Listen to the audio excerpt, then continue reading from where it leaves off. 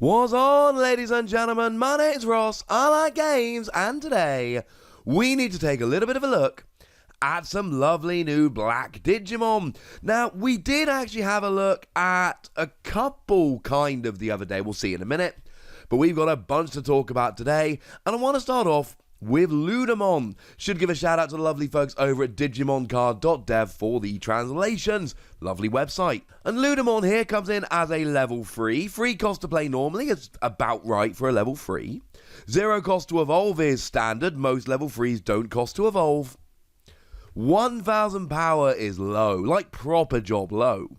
But a general rule of the Digimon trading card game tends to be that if you are a really good Digimon, you got really good skills, etc., you end up being no cheaper, but being kind of weak. We see cheap, weak Digimon, but if you're not cheap and you're weak, there's usually something really cool going on here. Well, is there?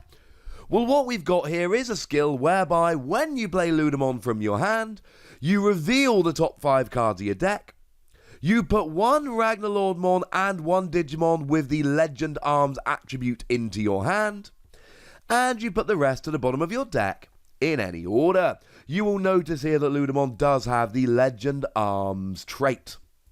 Oh, there's a bunch of them, ladies and gentlemen. There's a bunch of them. So Ludamon here comes in as a weak but not particularly cheap Digimon, and the reason is extremely simple. It is coming in as a Digimon that is there to help you set up. And this will really help you set up. There is a possibility that you end up looking... Because remember, at the moment, as it stands, we got no real ways of shuffling our deck or drawing cards on the bottom of our deck. And what that means is that if we put cards we might want onto the bottom of our deck, it's hard to get them back. And that is about the only downside of Ludamon here. Having said that, early in the game, if you're playing a Ragnarlordmon deck, you are almost certainly going to want to get that out. That is going to be your priority, to get that Digimon out and ready and rolling. So you know what? This seems alright by me. This seems like a pretty good way to start the game. But we're going to need a level 4 here, and we've got Tier Ludamon. And Tier Ludamon here, we've got a level 4. It is a 4 cost to play normally, which as far as level 4s go is, it's fine. It's about right. It's roughly what we would expect on a level 4. And we've got a 2 cost to evolve, which is incredibly standard. The majority of level 4s cost 2 to evolve. We see the odd one here or there that costs 1 or 3, but generally speaking, level 4s cost 2 to evolve. Okay, so that's alright. 4000 power, it's not hideous for a level 4. We've seen plenty down around here, but shall we say it is neither particularly high nor particularly impressive. But what do we have? Well, we've got an inheritable skill here. When you attack, if this Digimon is a level 7, you Digivolve 1 to one of your opponent's Digimon. So essentially, we are going hard after Ragnarlordmon here. That is the goal. We are really running headfirst towards this card. And I like the fact that his whole evolution line seems unashamed in that goal. Nothing's trying to be hidden. There's no surprises here. You've got a level 3 that starts just searching out parts of the line. And then you've got yourself a level 4, which will devolve, but only once you've gotten up to the level 7. But this is good. It basically means you are discarding one of the evolution source of your opponent's Digimon. You are discarding their top card, so to speak. Although remember, it doesn't work if they've got only one card there, if a Digimon has no evolution sources. And it also doesn't work if there's a level 3 with a level 2 under, because you cannot leave a level 2 out there on its own. Level 2 Digimon essentially do not exist in the wild, in the battle area. So this is quite nice. You're taking out the bigger, badder Digimon your opponent have got. You're discarding one card from the top of their Digimon, and that can be really, really fun. But it gets even more fun, because if we head over into the level 5, Ludamon, again, apologies if I'm pronouncing any of these poorly, we've got a 6 cost to play normally, 3 cost to evolve, which again, actually this is kind of cheap, I'll be honest with you. 6 cost for a level 5 isn't too bad. We've seen plenty of level 5s that are more expensive. It's not unheard of, but it's very much on the lower end. The 3 cost to evolve is what we see on the vast majority of level 5s. Not all of them, but the majority of them. As for the 7,000 power, again, it's on the lower end for level 5s. If you're going to be one of the cheaper ones, you're probably going to be one of the weaker ones, unless you haven't got an inheritable skill, but you clearly do. And it's one that might look a little bit familiar.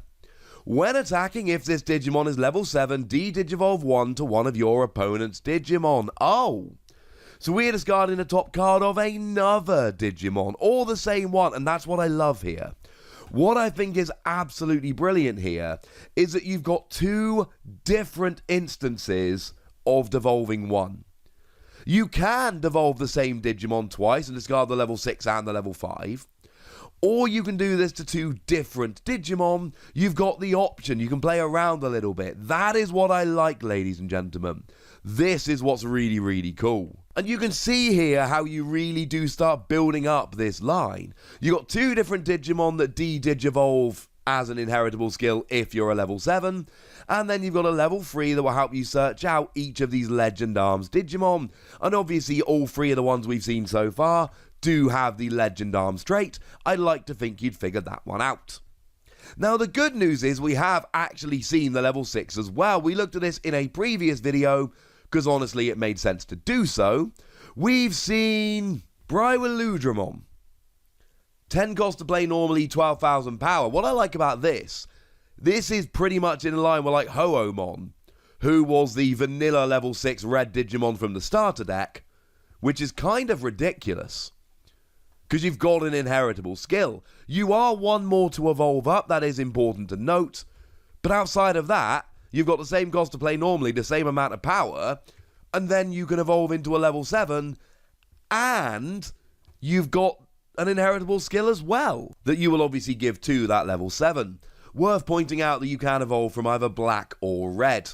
So that's kind of fun. And it gives the inheritable skill of Blocker. And then, of course, we end up with the level 7 who we looked at in the previous video, Ludamon.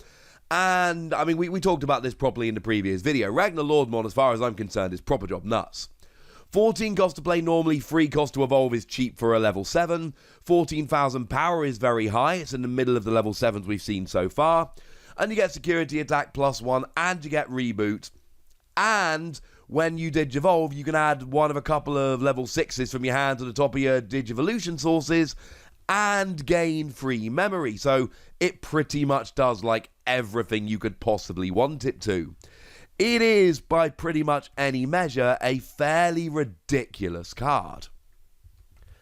But now we can see the whole evolution line going start to finish, and we're focusing really on the black here. There is the Durandamon, that is the level 6 red, that will give you piercing, and to be fair, Durandamon will just completely sub in for Ludamon because it can evolve from black, and it's got the exact same stats.